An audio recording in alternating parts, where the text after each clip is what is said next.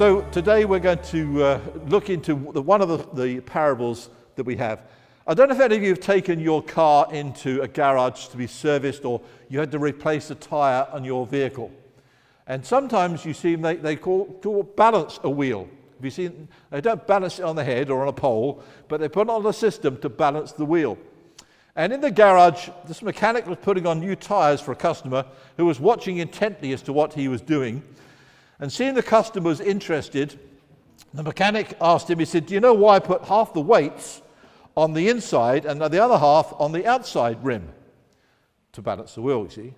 "As a matter of fact, I do," said the customer, thinking he knew all the right answers. He said, seeking to impress the mechanic, he said, "The imbalance can be resolved to a point mass located on the plane of imbalance. If an equal mass is placed at 180 degrees opposite and at an equivalent radius, then perfect balance will result. However," he continued, "the plane of the imbalance is located somewhere between the planes of the rims. By dividing the weights between the rims, you can approximate the ideal balance." And the mechanic looked at him and he stared at him. He said, "Yeah, if I put that, it doesn't wobble." You know, he knew what he had to do. Didn't be very clever about it. And sometimes what Jesus did when he was speaking, he told and took a complicated thing and he made it simple. He made it straightforward. He made it easy for people to understand. That's what parables are for in the main. The parable we're going to look at this morning is from Luke chapter 18. If you wanted to follow with me in your Bible, on your iPad or iPhone or whatever it may be, then we do it at Luke 18. But in the parables, when Jesus speaks in parables, the word parable can be translated from the Greek word is parabole. You may have heard that phrase before. So placed alongside, to cast alongside, to put one thing against another is often the translation. Here's one thing and it compares to the other. Jesus often uses similes. That's an English term. So the kingdom of heaven is like. That's a simile. And it gives you a picture of what it's like. Sometimes the parable is described as an earthly story with a heavenly meaning. That's just one way of understanding what a story Jesus tells is about.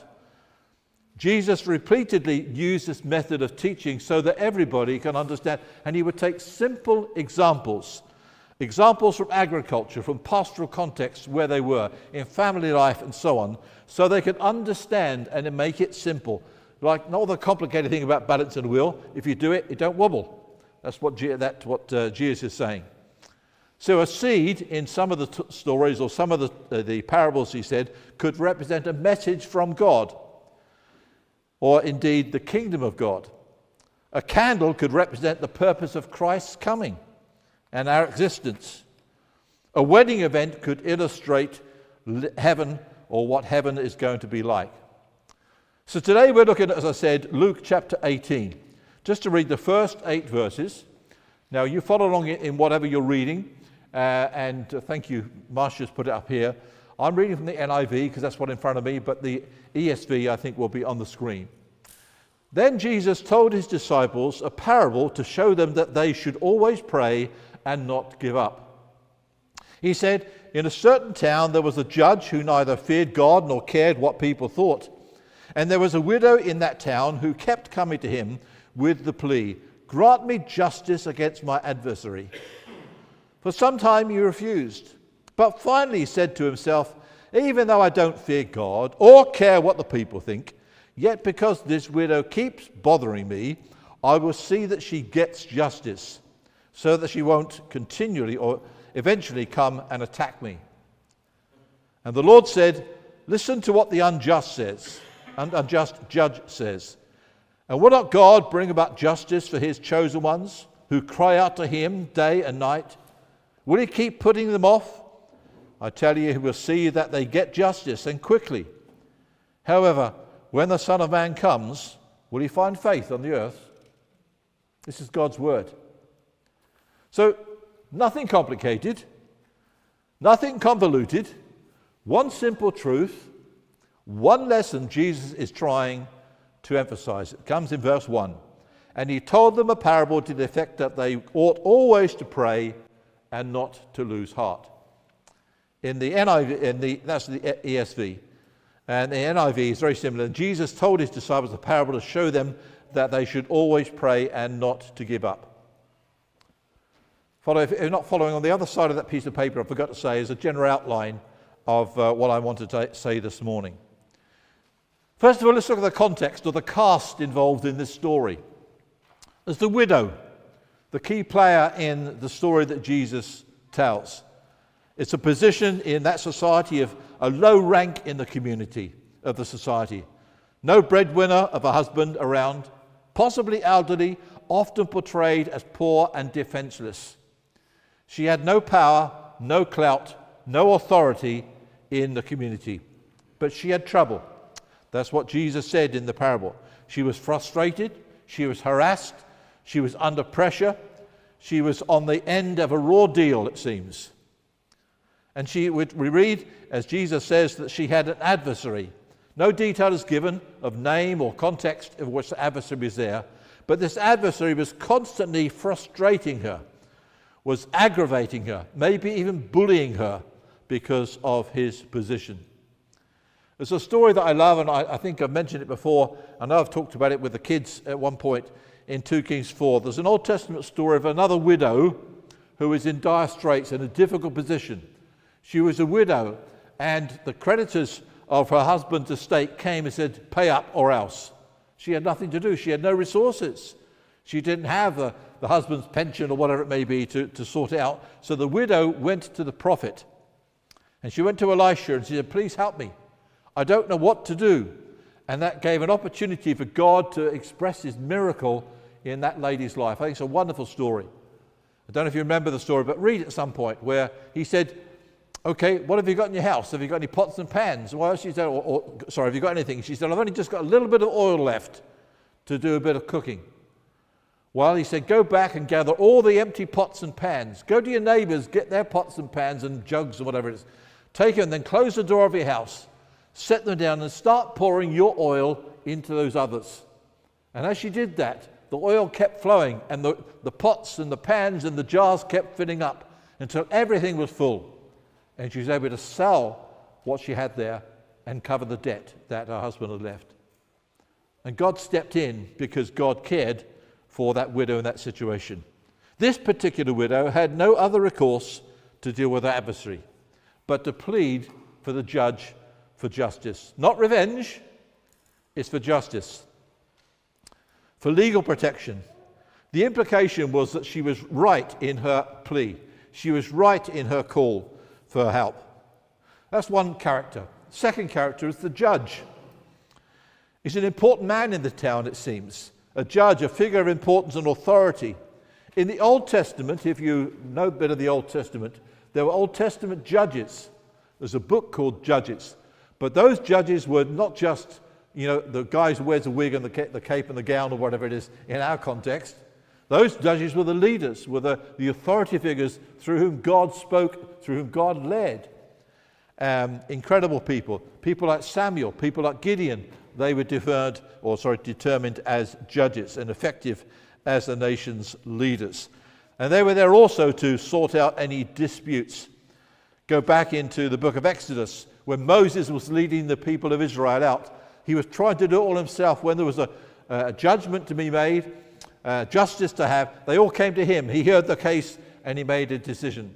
And at one point, Jethro, his father-in-law, came along and said, that's not good for you. You're wearing yourself out. You don't have to do it all. Appoint people who are righteous and good and honorable and just. They can take care of some of those decisions. If there's a big decision, they can come to you. And so other judges were appointed. That's found in Deuteronomy chapter 1.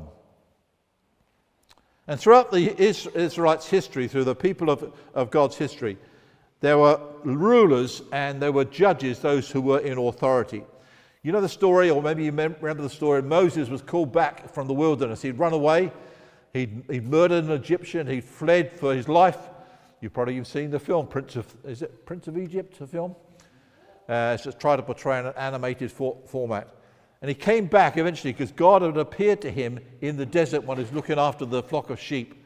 And he told him to go back to Egypt because he wanted him to lead his people out from slavery to freedom. What did he do when he got back? he went to the leaders, the elders, the judges, those in authority. Some know the story of a lady called Ruth, who was a Moabitess. And she came back. It's a wonderful story when you read that little 4-chapter book in the Old Testament.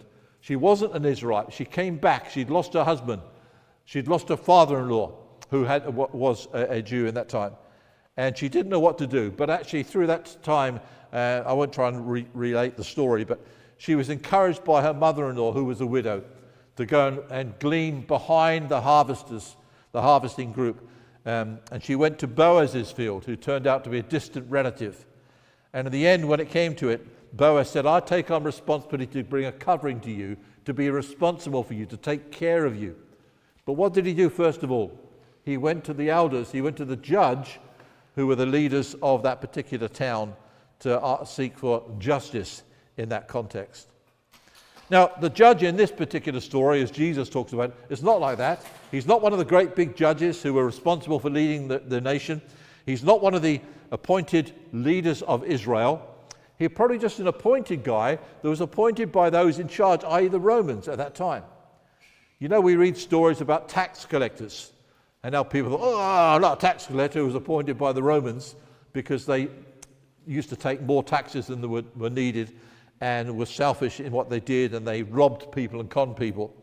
Well, it could well be, and probably, that the story, the illustration that Jesus is talking about is a judge very similarly. Under Roman rule, the Roman leaders, people like Herod, who was appointed to lead the area, could appoint who they wanted, bring their buddies in, give them good jobs to their friends, and give them important positions and important decisions. And these guys were renowned for making dodgy decisions, unjust decisions and rulings, very biased. There was even a nickname given to judges of that particular era, this sort of person. And they said the word that they used as a nickname to such people who were appointed would say they would offer a favorable judgment for a dish of meat. In other words, they'll take bribes. Give them a good meal and they'll judge in your favor. That was the implication, that was the reputation they had. Jesus describes in these few verses what this judge is like. He says he was unjust, verse 6. He was unrighteous. He was brazenly neither feared God nor cared what people thought. It says that in verse 2 and verse 4. In a certain town there was a judge who neither feared God nor cared what people thought. He didn't care what anyone thought, even though they might speak against him. It didn't matter to him at all. But despite this man's apparent corrupt approach and indifference, he granted finally this woman's plea, this woman's request for justice and freedom, for legal protection. He stepped in and gave her what she asked for. Why? Well, that's for his own sake, really. He was worn down. That's what it says. He'd had enough. Oh, not that woman again. Is she coming once more to ask me the same thing? And he was frightened that she might take drastic action. Look what it says in 4 and 5. And it talks about, for some time he refused, but finally he said to himself, even though I don't fear God or care what people think, yet because this widow keeps bothering me, I will see that she gets justice so that she won't eventually come and attack me. Now actually the literal translation of that last point, attack me, is that she won't come and give me a black eye. You know, so he was frightened for his own safety. And that was the reason he gave her request, or granted her the request. And the third character in that particular story is the adversary. We'll come to him in a while. But then there's a cause. What's this all about? What's this all about? Nothing seemed to be happening for this woman. Nothing seemed to be resolved. The goal wasn't achieved. The problem hadn't gone away. The possibility was there of giving up, and the possibility was there of growing faint, is the term that's often used. There was no end in sight. What if you feel like that? What if we feel like that? Because that's an application for us. And we picked up some of those things in the scriptures that we as a group have read together in our little groups here. And Jesus is exhorting his disciples, he's exhorting you and I this morning not to give up. Not to give up. That's what he says in verse 1. Should always pray and not to give up. Do not lose heart. Don't think it's never going to happen. Do you ever think that? Or it's never going to happen, so I better stop praying. Not to lose focus. That was one of the words that came out of one of the study groups. Don't get distracted by another problem. Oh, forget that one, I'll do something else. Get not tired of waiting and working and worrying. Don't get frustrated the answer's not there immediately. It's like ringing someone's phone and no one picks it up. Is that what you think about God? That he doesn't pick up when you ring him? You've been there? You've done that? I have. And there's a danger that Jesus says of giving up. In 2 Corinthians 4 and verse 16, it says, so we do not lose heart. I could give you the Greek word for that, but it's a wonderful thought. We give up. We do not give up. We do not lose heart. We begin to think, oh, no, that's it. In Hebrews chapter 12, verse 3, we talk about how Jesus didn't give up. It says, consider him, that is Jesus, so that you may not grow weary and faint-hearted. Because Jesus becomes a model. He didn't give up. He came for a purpose, and he fulfilled that purpose. I don't think I've told you the story before, but one guy, I read the story of a guy called John Akwari. He was from Tanzania. He was chosen by his country to compete in the 1968 Olympic Games in Mexico City, to run in the marathon. The marathon started at 3 p.m. in the afternoon. It was an extremely hot day, a very hot day. Of the 76 entrants into that marathon race, 17 pulled out immediately or as they began in the race because of the weather conditions. It started at 3 p.m. At 7 p.m., if you know how fast a marathon is run, at 7 p.m., that's 4 hours after the start, John Akwari finished the race. 4 hours afterwards. The crowd had gone as he came into the stadium. Most of them, was just a few left. But he came limping into the stadium and around that final lap to finish the race. He came in bleeding and limping. Halfway round the course, he had fallen. He had dislocated a knee. He'd been told to quit, but he wouldn't. When the press interviewed him after that particular event and asked him why he did that, he kept going even 4 hours after the winner had gone through. He said this, my country did not send me 10,000 miles just to start the race. My country sent me to finish the race. Wow. I don't know if you feel like you've tripped and you've dislocated something or you've cut yourself in a metaphorical sense and you feel like giving up. This parable is for you. This parable is for me. That's the purpose. Are you a Christian and you've been praying and praying and praying and the prayer hasn't been answered yet? Have you been working hard on a problem in your life and your situation that's not yet been surmounted yet?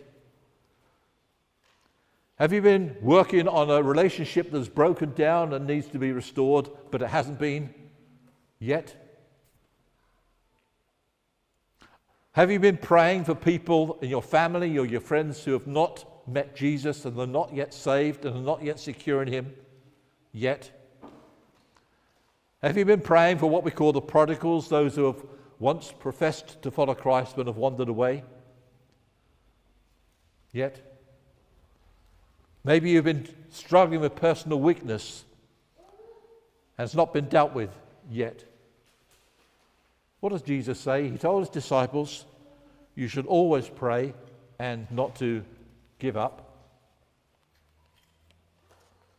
The adversary in the story that Jesus tells, we're not told the details of what the situation was and so on, but it's interesting that the term adversary, you understand the term adversary, he opposed the situation, he was against them. It comes up as a term that's used for our enemy, Satan, who opposes us in the book of Revelation and chapter 12, verse 10. And John recalls, and I heard a loud voice in heaven saying, now the salvation and the power and the kingdom of our God and the authority of Christ have come. For the accuser of our brothers has been thrown down, who accuses them day and night before our God. Someone who's nagging constantly in the ear of God, saying, What about Olu? What about him? You messed it all up, you know. And then he's in our ear saying, you messed up. You know, you're not worth it. God's not going to listen to you. Just forget it. He can't hear you. He's not interested in your problems. You're not important enough. We're told the devil is described as and likened to a lion seeking to, on the prowl on the outside of the herd, to seek those who are weak, those who are fainting, because they are more easy prey. A con artist who's offering you alternative ways, fake news. That's the adversary. So then the contrast Jesus is trying to point out in the story, the contrast between him and the judge. He doesn't just exhort his followers to persist in prayer, to do that in light of who God is. We picked up some of those things in the verses we studied earlier on in the parable. There are rhetorical questions that Jesus is asking. Will he hear our prayers and our petitions? Yes. Does he care about our needs and struggles? Yes. Will he provide justice? Yes. Will he delay in responding? No. And that's what Jesus is trying to underline for the disciples. The judge thought, oh no, that's that woman again. Oh no, I don't want that woman to come. But when God, the judge, hears, he doesn't say that. He says, oh yeah, that's my child again. Oh, that's Emma coming to talk to me, and I'll listen to her. That's the difference and the contrast, the parallel that Jesus is bringing here. It's based upon the character of God. And when one of our worship songs, that lovely song, Holy is Our God. We sang that earlier on. Holy is our God. It's based upon his character compared with the judge. His holiness, his righteousness, his compassion, his justice. He cannot deny himself for the love he has. The judge's action in responding to the woman was born out of fear and self-preservation. God's action is out of love for our benefit. And a verse we often quote, don't we, in Romans 8:28, where it says, and we know that for those who love God, all things work together for the good of those who are called according to his purpose. But we need to remember that God defines what good is. Not what we think it is, but God defines what is good for us. So finally it comes to the challenge that comes out of this for you and for me. Very simply, and I've said it already several times, not to give up.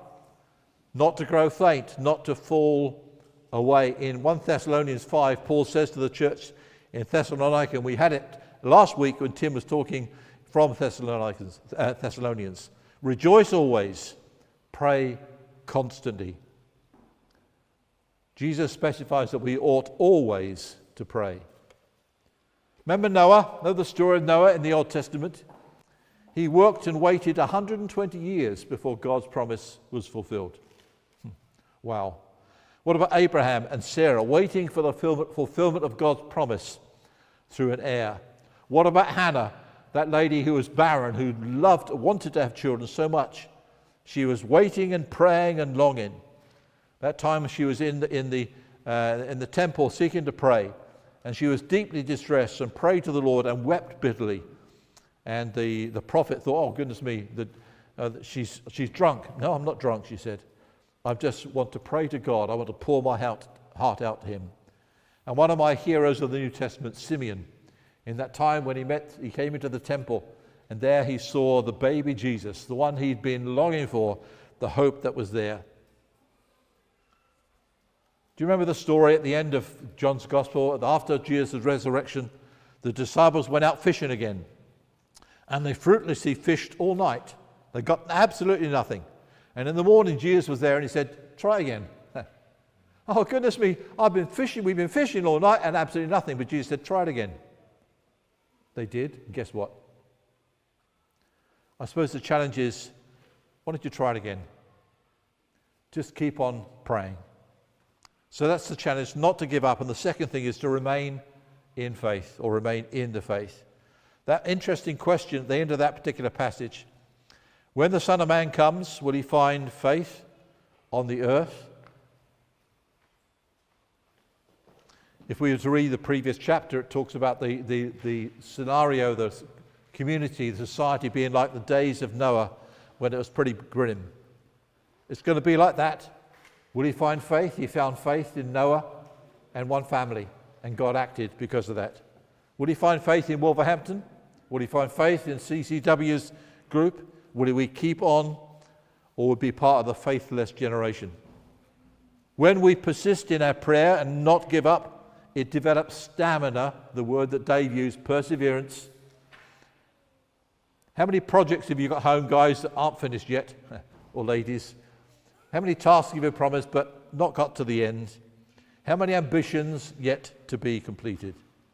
Remember John Akwari. God wants you to finish it, not just start it in the thing you've been called.